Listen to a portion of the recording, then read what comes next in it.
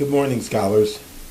Today we're going to start in on Lesson 3 of Pharr's Homeric Greek, a course for beginners.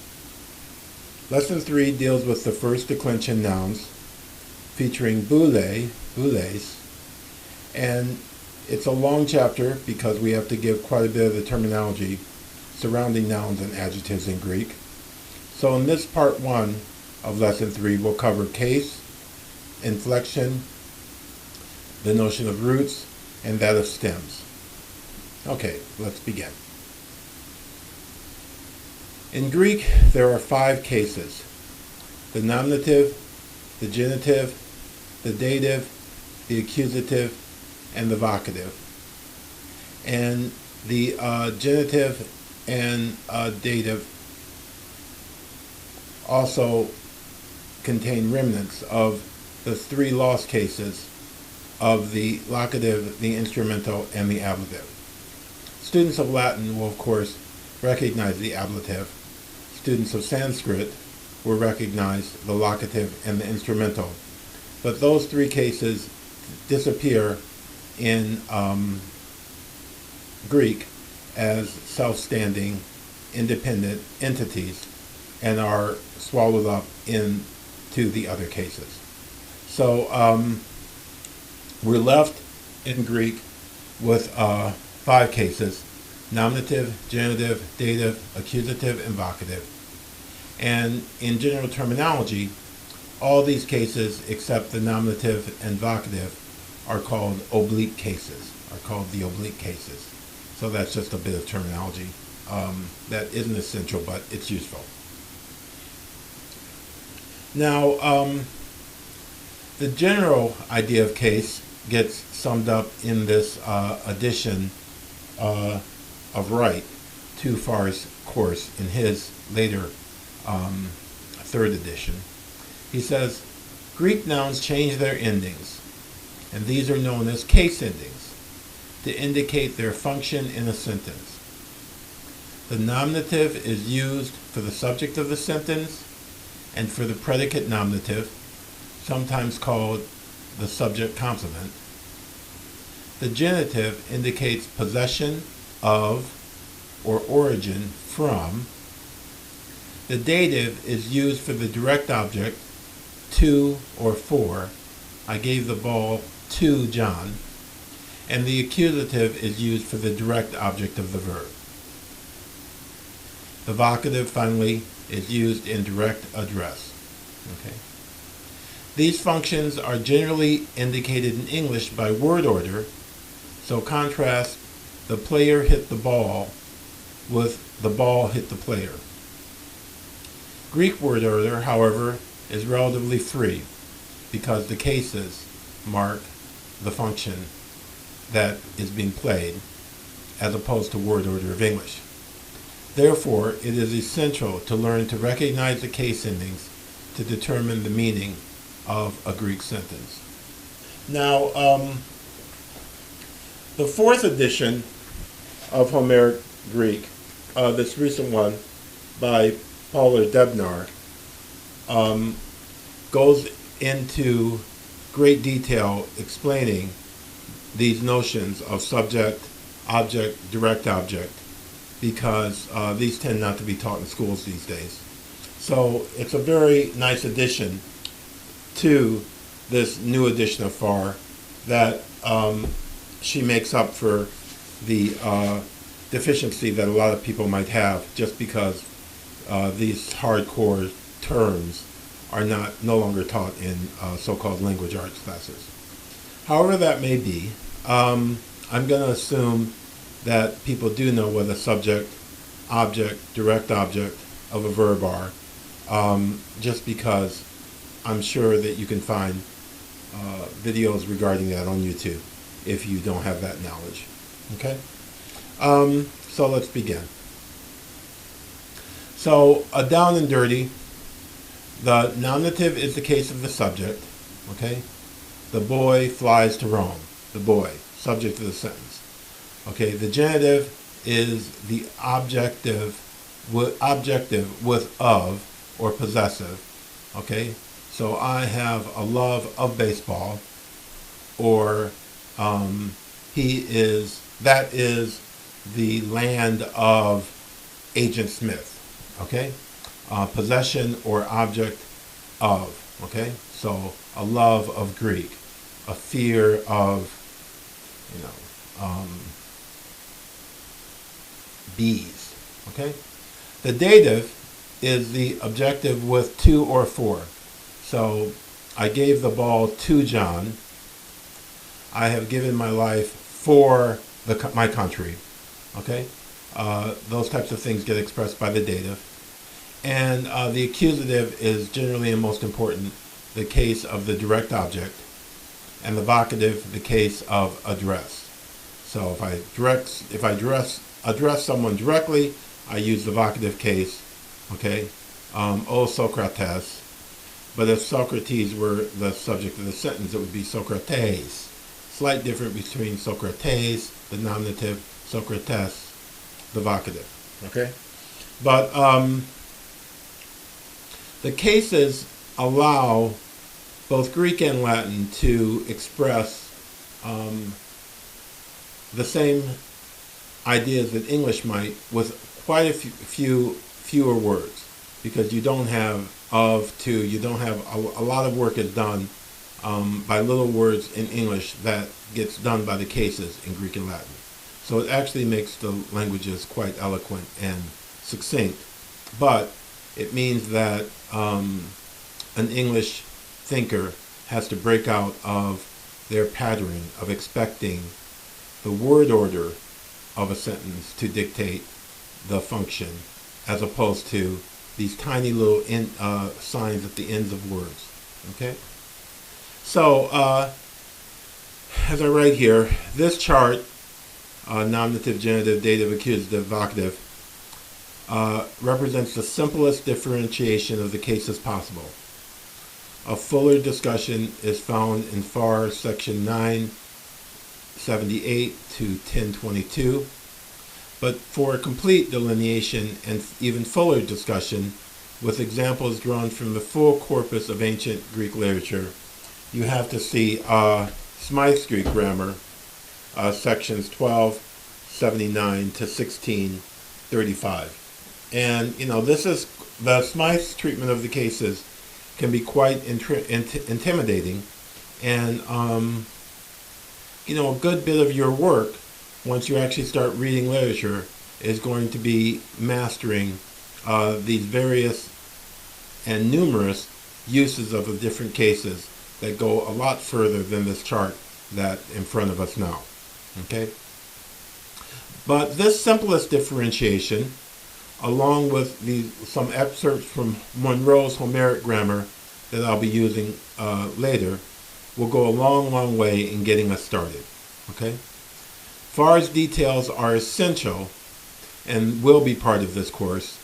One need not consult Smyth on case usage until moving far beyond Homer, because you really get into the more sophisticated uses of cases once you actually get into writers like Plato or Thucydides, etc. Okay, so for now, we're going to stick to what Pharr offers, with a little backup from Monroe's Homeric grammar. Okay, so nominative, genitive, dative, accusative, vocative. This is the order of the cases you have to learn, and just the names of the cases and general ideas. Now, so nouns are in Greek inflected, like verbs are inflected, okay? So this notion of inflection, and this is from Smyth section 90. Inflection is the change in the form of nouns, pronouns, and verbs, which indicates their relation to other words in the sentence. Okay? Declension is the inflection of substantives, or nouns, adjectives, including participles, and pronouns. Okay? Conjugation is the inflection of verbs. So one has to get used to this terminology, that verbs are conjugated Okay, and students of Latin will remember the first conjugation, the second conjugation, the third conjugation. Okay, and nouns are declined. So we're going to see in Greek 3 different declensions: the first declension, the second declension, and the third declension. Okay. Now, so these 3 declensions all have their, how can I say, characteristic element that comes between the root or stem and the ending. Okay? So the first declension is called the alpha declension because it is the way that stems in long A, alpha, are inflected. Okay? And that's the first declension is what we're learning now. Okay? The second, or omega declension, has stems in omega. And the third, or consonant declension, has stems that end in a consonant or in iota or upsilon, which resist contraction, so are considered or treated as consonants. Okay? But it's a very long road through the first, second, and most certainly the third declension of nouns in Greek. But we're beginning with this third declension, and students of Latin will recognize this to some extent in that the first declension in Latin is also an alpha dominant description, porta, portae, and the second declension in Latin likewise, although the O represents the U, amicus, okay, amici. Okay, so you have this parallelism between Greek and Latin in that they have the way the 3 declensions break up, that you have an alpha dominant declension, an omega dominant declension, and then a declension that is dedicated to stems ending in consonants. Okay? So here's Pharr on inflection. Okay, inflection including declension of nouns, adjectives, and pronouns, comparison, adjectives and adverbs, and conjugation of a verb is the fusion of a so-called stem and certain elements which express relationship to other words. Okay. A root is the central part of a word which remains after it has been analyzed into its various parts and all the prefixes, suffixes, and formative elements have been removed. Okay. A stem often has more than one form, its different forms standing in ablaut relation to one another. Ablaut is the slight change of the vowel inside of the word, like I say sing, sung, song, okay? I have sing with an I have song with an O, I have sang with an A. That is the fancy word ablaut was created by a 19th century German linguist to describe this movement of vowels within the same word, okay? So we'll see this as we go down the road, that the stem will have different forms with the vowel changing inside of it. Okay, it is ordinarily derived from a root by the addition of various formulative elements, prefixes, and suffixes. Okay, some roots are also stems and are combined directly with inflectional elements. Okay, that's a little obscure, but if you take the image, literally imagine a root, and then the stem that comes out the ground, and then the leaves of the tree. Okay, the leaves of the tree will be the various inflected forms of the word, okay, that you actually find on the page. The stem will be the part that runs in front of those various inflections, and then the root will be the most basic element. So it really is a good image. It's a perfect image. The root, the stems, which become multiple, and then the various leaves on the tree or blossoms that you actually find in the literature. Okay. Now, Smyth, in his section, goes into much greater detail about the notion of stems. And this is actually one of my favorite sections in Smyth, because honestly, approaching Greek through the close attention to stems and roots really makes it a lot easier. It seems like you're adding something to making it more difficult, but it actually cuts kind of right to the core. And once you start thinking in those terms, you'll make progress a lot faster. Okay? So let's just read what Smyth has to say about stems. Okay? Inflection is shown by the addition of endings to the stem, which is that part of the word which sets forth an idea.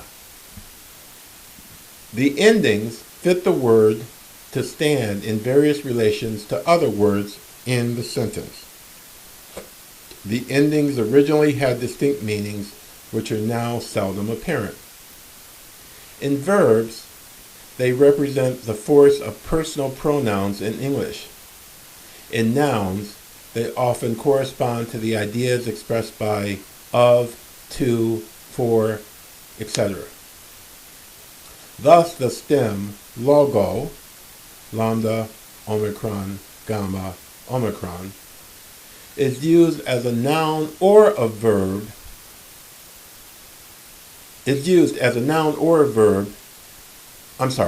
Thus, the stem logo becomes logos, word, and the stem lego becomes legomen, we say.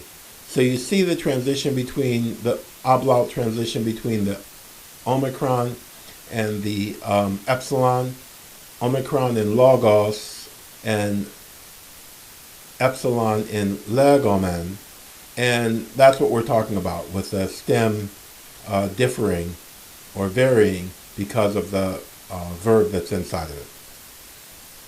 Okay, whether a stem is used as a noun or a verb depends solely on its signification.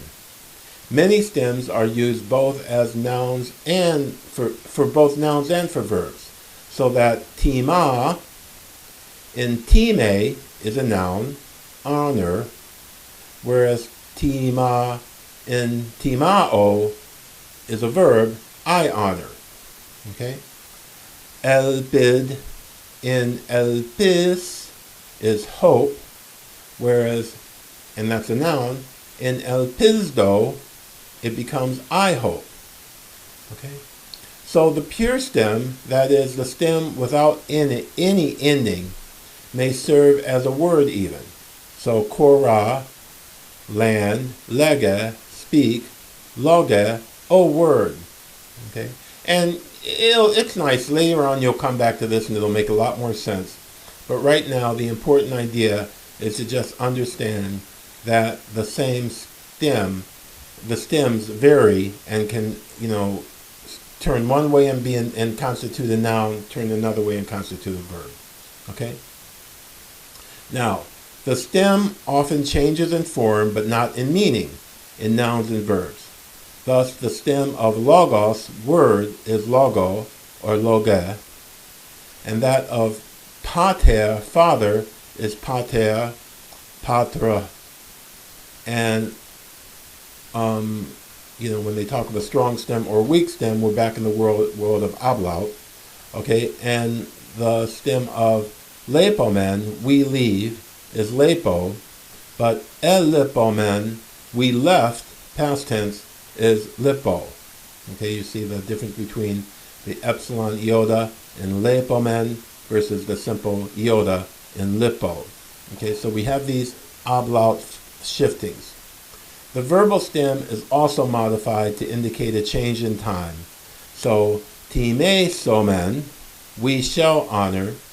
You see that time and then the insertion of the sigma, that is the sign of our future. We shall honor. And like I say, when you circle back to this in a few weeks, it'll make a lot more sense when you actually understand how these verbs and noun forms are actually formed. Okay? Now, this is where it gets really cool. The roots. The fundamental part of a word, which remains after the word has been analyzed into all its component parts, is called a root. When the stem agrees in form with a root, as in podos, the genitive of pous, it is called a root stem. A root contains the mere idea of a word in the vaguest and most abstract form possible.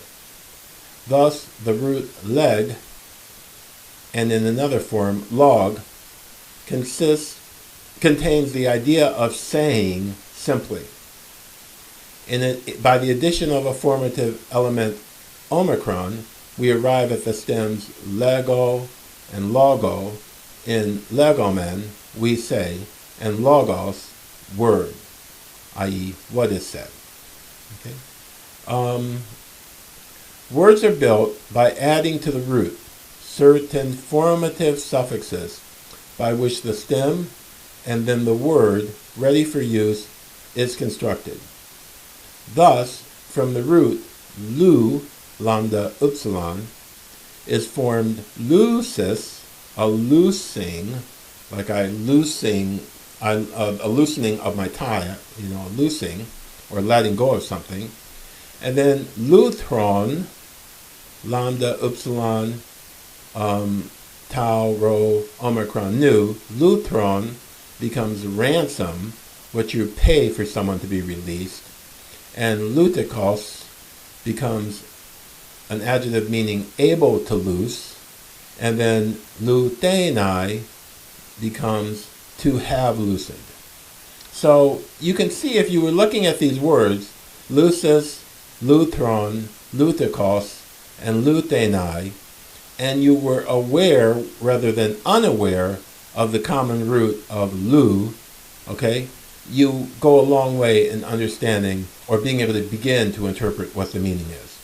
So paying attention to roots and stems as one progresses and the way they form is a real shortcut. It just gets to the heart of the matter. Okay. The root itself may assume various forms without change of meaning, as in leg, legomen, and log, logos, word. Okay. That's a bit obscure. Okay, so, but that's the first part of Lesson 3, and I wish you all a good weekend, and keep working hard, and I look forward to continuing this lesson very soon. Good luck.